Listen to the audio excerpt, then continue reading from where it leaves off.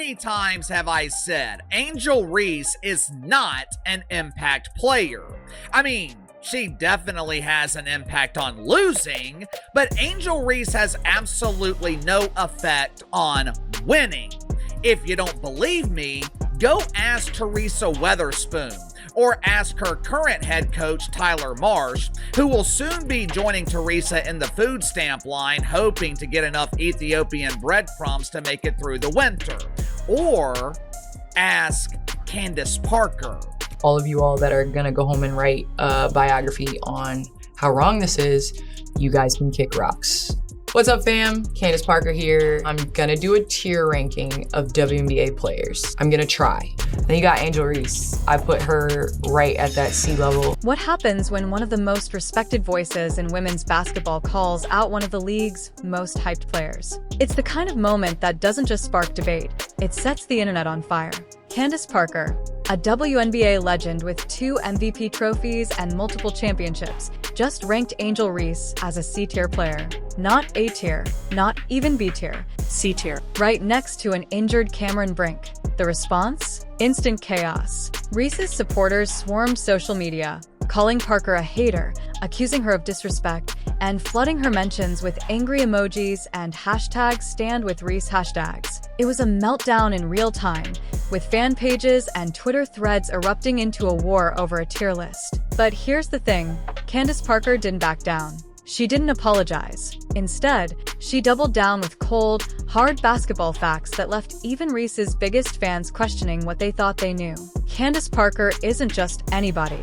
This isn't some random analyst with a YouTube channel and a hot take. Candace Parker is one of the greatest to ever touch a basketball. 2 MVPs, 7-time All-Star, 2 championships, and an Olympic gold medal collection that could fill a trophy case on its own. I think in terms of being above, you have to be able to have the ability to carry a team, be a 1 or 2 option. I think Angel Reese is fantastic at her role, which is offensive rebounding. She showed and demonstrated so much growth in that first year. I think that this is my tier. A'ja Wilson, reigning MVP, couple Defensive Player of the Years, 2 championships. If there was something higher than S, I would definitely put her up there. But Napheesa Collier, she's up there with top tier with A'ja. Just her ability to play on both sides of the ball, pump fake, she's gonna make you choose wrong. I know you guys are gonna say I'm biased because I'm putting all 4s at the S, but the 4s run the league. Don't ever forget that. Breanna Stewart, the versatility, reigning champion from last year. She's got 3 of them things. I don't think there's any debate with that. This is where it gets tricky. Caitlin Clark is at an A level. I think in time she's gonna raise up to that S, but in order to put her at that level, she's gotta have a couple more years. So I'll put Kelsey Plum at the A level. 2-time champ, now took on the challenge to be #1 option in LA. I would say KP is definitely in that tier. I would love to put Sabrina Ionescu in that A range. She got that elusive championship. She's one of the best shooters in the WNBA, if not the best shooter in the WNBA. When Parker speaks, players, coaches, and analysts listen. She's built a career on elite play and unmatched basketball IQ. So when she ranked Angel Reese as a C-tier player, she wasn't looking for clout. She was giving an honest, expert evaluation. Parker explained her reasoning clearly. In order to rank higher, you have to be able to carry a team, be a #1 or #2 scoring option. Angel Reese is fantastic at what she does best, offensive rebounding. She's shown growth in that area, but right now, she's a role player, not a franchise centerpiece. That's not hate, that's analysis. But in the age of social media, any critique of a fan favorite turns into a full-blown war. And this war was only just getting started because what came next would pour gasoline on the fire. Uh-oh, Candace Parker. You've upset the Reese's Pieces and they're not happy about it. They're gonna be coming after you any second. Oh, they're already coming after you. Oh, snap. Oh, snap. Candace Parker asked to put certain players in a tier list. You have the S tier, you have the A tier, you have the B tier, and you have the C tier. And where Candace Parker put Angel Reese on this list and her explanation about it, it has upset a large number of the Reese's Pieces delegation. The moment Candace Parker's tier list hit social media, it was like striking a match in a room full of gasoline. Angel Reese fans, known for their loyalty and loud presence online, went nuclear. Twitter threads exploded with accusations. Candace is jealous. She's trying to hold Angel back. How can you rank a double-double machine as C-tier? Even major fan pages jumped in, posting highlight reels of Reese grabbing rebounds and shouting, "This is C-tier?" But Parker wasn't backing down. She addressed the outrage directly on the Good Follow podcast, saying, "There's no hate on Angel Reese. I love her game, but my rankings are about impact, not popularity. To be in those higher tiers, you've got to carry a team and be a #1 option. Right now, Angel's value is as a role player, and that's not a bad thing." This is from last night's game. Angel Reese was back to doing Angel Reese things, blowing layups, getting her own rebounds. They've turned her into a point forward. She had 9 turnovers last night. I think her plus minus was -19. But all we keep hearing about, she now has 2 double-double streaks of more than 10 games or 10 games plus. She had one last year, now she has one this year. She's the first WNBA player to ever do this. It's just where she's at. That's when the debate turned ugly. Reese's fanbase doubled down, using her impressive double-double streaks as proof she deserved elite status. But here's where the whole argument started to crack. The 9-turnover game that exposed everything. One game, in particular, changed the conversation overnight. Chicago versus Minnesota. Angel Reese had 9 turnovers, yes, 9 in one night. It wasn't just a bad game. It was a full-on basketball disaster. Sloppy passes flying out of bounds, traveling violations, wild ball handling. It was the kind of performance coaches watch on film and immediately design their next defensive strategy around. Get the ball to Reese and let her beat herself. Chicago didn't just lose, they got demolished. Reese's plus-minus was -19, and despite still putting up her usual double-double, the Sky's offense completely collapsed. Chicago Sky, y'all stink, bro. Y'all, look, there's trash and then there's trash. You know what I'm saying? But look, man, the Chicago Sky got destroyed by the stud buds. Everybody watches the stud buds. Shout out to Courtney Williams and Tisha Heiderman, man. Listen, Stud Buds stood on business today. Nafisa Collier stood on business today. They destroyed the Chicago Sky. Analysts had been whispering for weeks that Reese's rebounds were masking her weaknesses. After this game, they weren't whispering anymore. Opposing coaches openly admitted they were targeting Reese on purpose, forcing her into situations where she'd crack under pressure and give away possessions. It became painfully clear. Double-doubles are great for headlines, but if they come with 9 turnovers and a blowout loss, how valuable are they really? And that was only the beginning of the stat-based nightmare that was about to unravel Angel Reese's reputation. After that 9-turnover meltdown, opposing coaches started treating Angel Reese like an open invitation. They studied the game film like it was treasure, and they noticed something big. Reese crumbles under defensive pressure. So what did they do? They targeted her on purpose. Angel Reese, part 53, let's get it! We love pray-ups. Bang! I heard she wanted to dye her hair, and the stylist said, "What color you want?" And she said, "Fire pecan!" Bang! She gets blocked by defenders who don't even bother jumping. Me bound. One more time.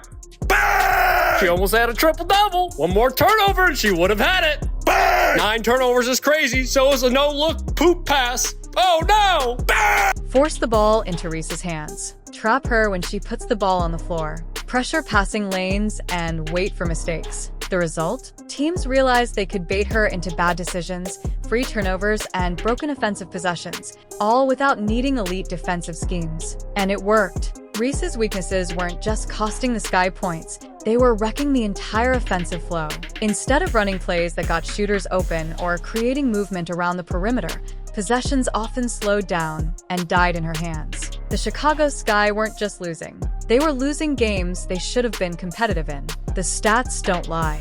Here's where things get ugly for Angel Reese's hype machine. In games where Reese plays under 30 minutes, Angel Reese is the double-double queen. They got the brakes beat off of them last night by the Minnesota Lynx. Angel Reese's double-double, I think 11 points, 11 rebounds, was meaningless and insignificant. Through nearly 2 seasons in the WNBA, the only thing Angel Reese has proven is she can't win games. Angel Reese is not an impact player. She's not someone you can rely on to carry a team to a championship. The Chicago Bravado, they cannot rely on Angel Reese to secure off-season access to the Golden Toilet. Hell, she can't even get them to the playoffs. Angel Reese does not help your team win. And this is no longer just my opinion. Candace Parker feels the same way. Chicago's win percentage jumps significantly. When she plays extended minutes, their offensive efficiency drops, turnovers increase, and the ball stops moving. And while her double-double streak looks great on paper, the advanced analytics tell a different story. She ranks near the bottom among forwards in true shooting percentage. She has one of the highest turnover rates in her position group. Her plus-minus often tanks when she's a focal point of the offense. Translation? All those rebounds aren't leading to wins. This is what Candace Parker was hinting at. Role player? Great at offensive rebounding? Yes. Franchise-carrying superstar? Not even close. Winning more with her on the bench. The Sky's best stretches often came when Reese was off the floor. She got the brakes beaten off of her. She had 9 turnovers and was just an awful. If you watch the game, she was awful. Does anyone know how that party rock song goes? Every day I'm shuffling. Do, do, do, do, do, do. Burn! I know it's construction season and all, but who called in the bulldozer? Burn! And it was this play right here when 2K realized, yup, that's our cover athlete. 2K, more like 75K. Pay her more. Bang! Watching her play got me fiending football. Said, oh no, it's picked off again. Bang! Whoa, whoa, whoa. Settle down. You're going too fast. You're going too fast. Hey, I got an order here. It says hip check. Bang! The offense moved faster, the ball didn't get stuck, and other players actually had room to operate. Teammates looked more confident, less forced into accommodating her.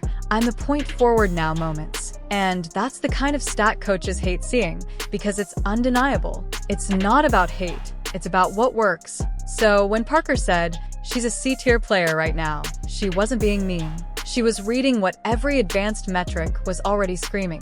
From day one, the WNBA tried to sell a story. They wanted Angel Reese and Caitlin Clark to be the next great rivalry. 2 stars, opposite styles, opposite fan bases, perfect for headlines and social media engagement. But there's one problem with manufacturing hype. The games have to back it up. Caitlin Clark walked into the league and instantly transformed the Indiana Fever. Let's quit pretending like this is some sort of history we're seeing from Angel Reese with these double-doubles. It's not. It's a nice little stat that's pretty irrelevant, doesn't lead to victories, they lost by 20-some-odd points last night to the Minnesota Lynx. The Lynx pretty much controlled that entire game. Angel Reese was no factor. We need to quit celebrating. Oh, she got a double-double. Well, yeah, they kept her in the fourth quarter when they were down by 20, and she, got a bucket or 2 and got to double-digit points. She elevated teammates, restructured their offense, and turned a struggling franchise into must-watch TV. Her presence boosted ratings, ticket sales, and national attention in ways the WNBA hadn't seen in years. Angel Reese? Despite her impressive rebounding numbers and high-energy persona, her team stayed near the bottom of the standings. The rivalry fizzled out because one player was driving winning, and the other wasn't. Empty stats versus winning basketball. This entire debate exposed something bigger than one player's struggles. Not all stats are created equal. Double-doubles look great on highlight reels. They trend on Twitter. But if those rebounds and points don't translate to wins, they're just numbers. Empty calories for a starving team. Candace Parker's tier ranking was never about clout or disrespect. Angel Reese had 9 turnovers. Listen, y'all gotta stop with this point forward foolishness, man. Let's take a look, man. Hold on, man. Y'all be wildin'. Y'all be wildin', son.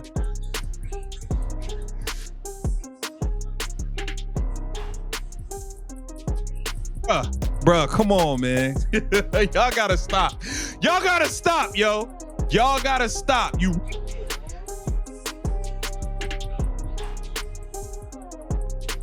It was about impact. And right now, Angel Reese's impact doesn't match the hype her fan base is pushing. The future of the league. The WNBA is growing fast, with rising stars like Caitlin Clark, Aaliyah Boston, and Aya Wilson leading teams that play winning basketball. Fans are smarter now.